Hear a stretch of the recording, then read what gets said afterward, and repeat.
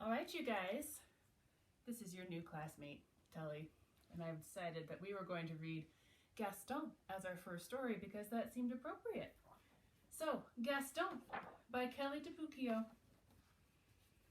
you ready? Mrs. Poodle admired her new puppies, Fifi, Fufu, Ooh La La, and Gaston. Would you like to see them again?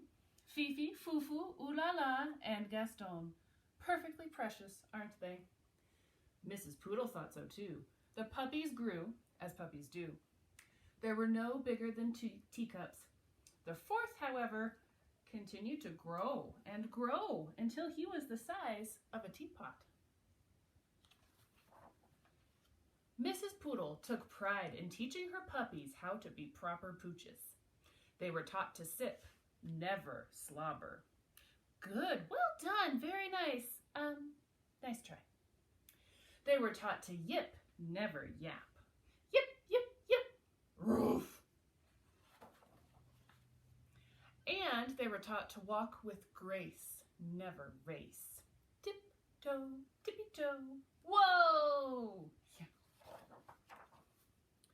The puppies were also taught how to look pretty in pink, nibble on their kibble, and ride in style.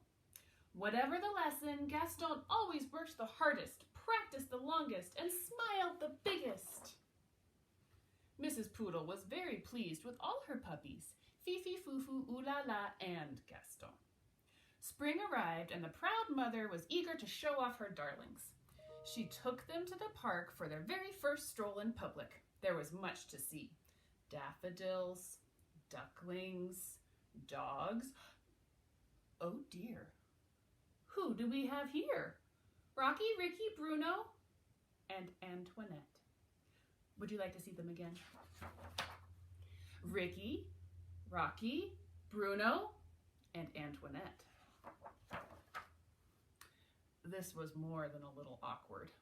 The mothers sized up the pups sized up each other. It seems there's been a terrible mistake, Mrs. Bulldog said, breaking the silence. Oui, Mrs. Poodle agreed sadly. Whatever shall we do? Mrs. Bulldog could not come up with an answer. I guess we'll let them decide, she replied at last. Gaston and Antoinette were young, but even they could see that there had been a mix-up. The two puppies began to circle around and around the group.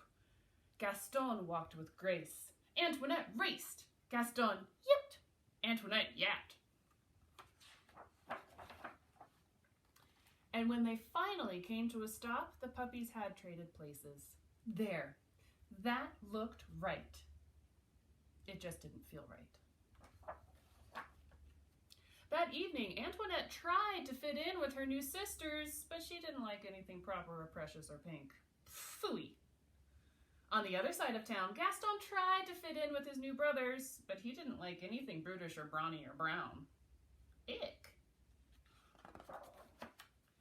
Antoinette and Gaston weren't the only ones that were thinking they were having a hard time adjusting.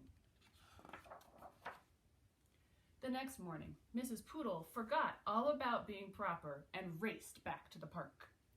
Mrs. Bulldog was already there waiting with her burly brood. It seems we've made a terrible mistake, she nearly shouted. Oui, Mrs. Poodle agreed happily. This time, Gaston and Antoinette wasted no time trading places. There.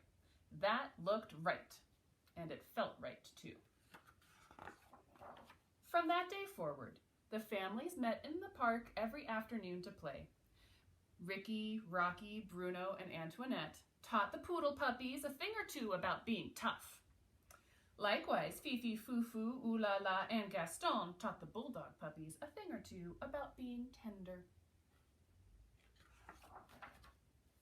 And many years later, Gaston and Antoinette fell in love and had puppies of their own, and they taught them to be whatever they wanted to be. The end. What did you think?